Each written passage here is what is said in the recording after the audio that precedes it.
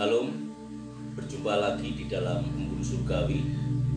Bapak Ibu Saudara yang saya kasih dalam Tuhan Yesus Kristus, kita akan belajar mengenai keberadaan jemaat yang dituliskan dalam kitab Wahyu, yaitu jemaat Laodikia. Namun sebelumnya kita akan berdoa terlebih dahulu. Bapa Surgawi, hamba-Mu mengucap syukur apabila pagi hari ini kami bertemu kembali mendapatkan anugerah yang Tuhan percayakan lewat kehidupan yang Tuhan berikan dengan kesehatan. Dan kami percaya untuk aktivitas kami hari ini Tuhan berkenan menyertai kami, dan kami pun siap untuk menjadi bagian mempermuliakan Tuhan. Dan segala aspek kehidupan kami, bolehlah kami dikawal Tuhan, dikuasai Tuhan untuk memuliakan Tuhan. Kami mengucap syukur untuk pagi hari ini, mau menikmati santapan rohani, dan kami percayakan firman tidak berlalu dengan sia-sia. Terima kasih Tuhan Yesus Kristus. Haleluya. Amin.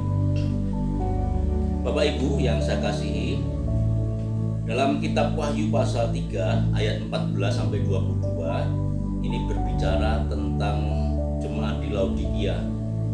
Dan kalau kita mengingat jemaat Laodikia itu dalam surat Paulus di Kolose ini disebut ya, Laodikia 4 kali disebutkan, dan berarti bahwa ada sebuah peranan dari Paulus tentang jemaat yang dirintis di Asia, di mana jemaat Laodikia menjadi perhatian.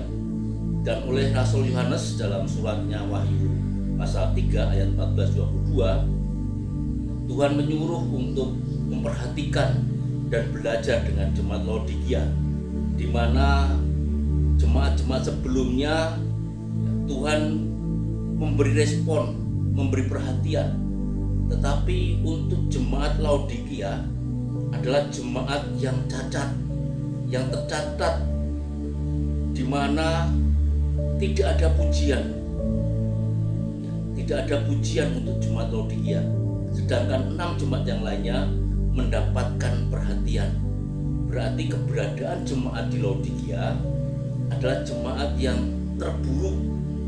Walaupun Paulus memberikan perhatian khusus, sehingga lewat surat Wahyu ini kita mau mengerti, mau menjadi jemaat yang bagaimana di dalam mengikut Yesus Kristus. Oleh karena itu saya beri judul Responi Kemenangan Yesus. Di ayat 14-22 saya menemukan 3 hal ya, di mana Yesus Kristus saksi yang setia, yang pertama bangkit dari antara orang mati dan yang berkuasa atas raja-raja bumi ini ya, dituliskan di ayat pertama. Ini pun sama paralel dengan di dalam Wahyu 1 ayat 5 Bapak Saudara, karena menjelaskan bahwa inilah firman dari Amin, saksi yang setia dan benar, permulaan dari ciptaan Allah.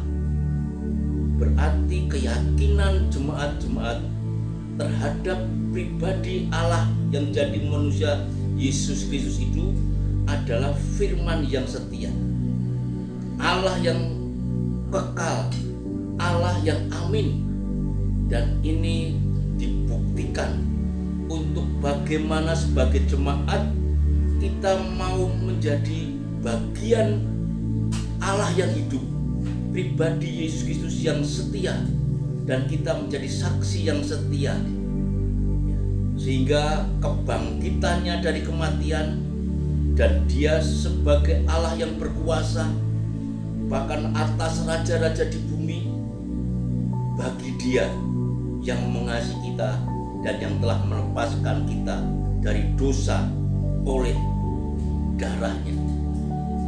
Tujuan dari kitab Wahyu khususnya untuk jemaat Laodikia, jemaat-jemaat yang lainnya, ingin menegaskan bahwa keberadaan jemaat Laodikia yang mungkin terburuk sendiri perlu diperhatikan, bahwa di ayat 15 diterangkan bahwa aku tahu segala pekerjaanmu, engkau tidak dingin dan tidak panas.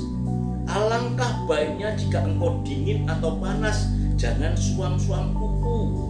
Ya, berarti ada sebuah dakwaan. Ini poin yang pertama, Bapak Saudara. Sebuah dakwaan bahwa keberadaan iman jemaat itu suam-suam kuku. Menurut perspektif teologis ini berarti iman yang menduakan Tuhan, iman yang mendukakan Tuhan, membandingkan Tuhan dengan keberadaan kondisi kedagingan jemaat masing-masing, baik pada masa Laodikia dan kemungkinan kita juga di masa sekarang ini sebagai jemaat Tuhan. Ya, kita suam-suam kuku terhadap kondisi kehidupan kita. Kita kurang yakin bagaimana Tuhan itu adalah amin. Tetapi kita kadang melebihkan kepentingan kedagingan, sehingga Tuhan menegaskan lewat dakwanya, yaitu engkau tidak dingin dan tidak panas. Tetapi alangkah baiknya jika engkau dingin atau panas. Kita tidak bisa menduakan Tuhan. Kita jangan mendukakan Tuhan. Poin yang kedua adalah hukuman, Bapak Saudara. Wahyu 3:16 mengatakan, jadi karena engkau suam-suam kuku dan tidak dingin atau panas, aku memuntahkan engkau dari mulutku, mengutamakan kepenuhan jasmani. Ya, berarti kita mengabaikan, menyepelekan. Tuhan pasti akan memuntahkan marahnya. Dia akan mengeluarkan muntahan itu dari mulutnya karena kita mengabaikan Tuhan. Kita menyepelekan Tuhan.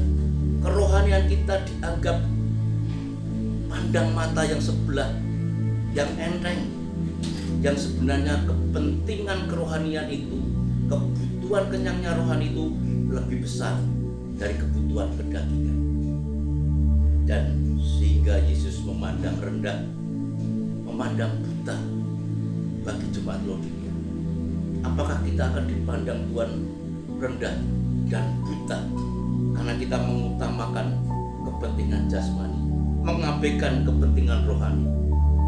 Kalau Tuhan sudah memberikan dakwaan, Tuhan sudah memberikan hukuman, patutlah kita juga meresponi untuk kita mau didapati menerima nasihat Yesus Kristus. Ayat 19 mengatakan demikian, Bapak Saudara.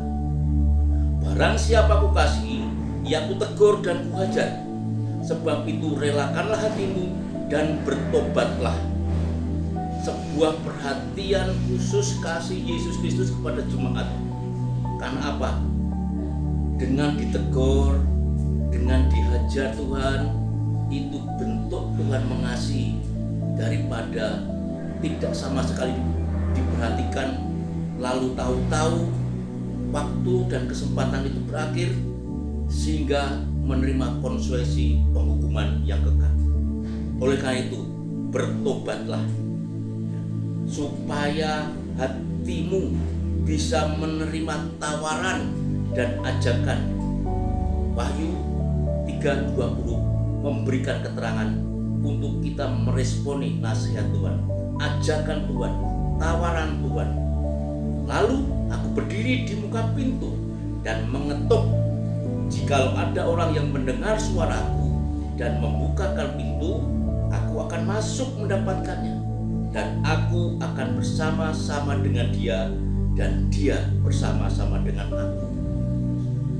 Dakwaan, hukuman itu bagian kalau kita suam-suam kuku, tidak mau meresponi nasihat Tuhan, tidak mau sungguh-sungguh percaya Yesus Kristus sebagai Tuhan dan Juru Selamat, tidak menghidupi keimanan dengan sebenar-benarnya, lebih mementingkan keduniawian, itu yang menjadi kemarahan Tuhan. Kalau kita suam-suam kuku, konsekuensinya nanti akan dimuntahkan Tuhan. Tetapi kalau kita mau menangkap nasihat Tuhan, mau menerima ajakannya, Tuhan sedang mengetuk pintu hati kita. Pintu hati kita sedang diketuk Tuhan. Respon kita dengar suara ketukannya. Bukakanlah dan hadirkanlah Yesus Kristus dalam setiap aspek hidup kita, Sehingga kemenangan Yesus Kristus atas maut membuktikan kita sebagai jemaat yang didapati seturut dengan kehendak-Nya. Janji yang Yesus Kristus berikan adalah janji yang setia dan abadi. Wahyu 3:21 mengatakan demikian. Barang siapa menang, ia akan kududukan bersama-sama dengan aku di atas tahtaku, sebagaimana aku pun telah menang dan duduk bersama-sama dengan Bapakku di atas tahtanya. Apa tidak luar biasa? Kita punya janji-janji yang dinyatakan Yesus Kristus, penyertaannya yang langsung diberikan kepada setiap orang yang mau meresponi kasih anugerah keselamatannya. Dia akan mendudukkan kita seperti Yesus Kristus yang sudah naik ke surga menyediakan tempat bagi kita. Sebagai perenungannya adalah Bapak Saudara yang saya kasih dalam Tuhan Yesus Kristus, siapa bertelinga hendaklah mendengarkan apa yang dikatakan Roh Kudus, seperti yang tertulis di dalam Wahyu 3 ayat 22. Kiranya kita mau dengar-dengar dengan Tuhan, telinga kita benar-benar mendengarkan kebenaran firman Tuhan, dan kita menghidupi firman Tuhan, karena Roh Kudus berkuasa leluasa dalam aspek kehidupan kita. Kita responi kemenangan Yesus Kristus. Haleluya. Amin.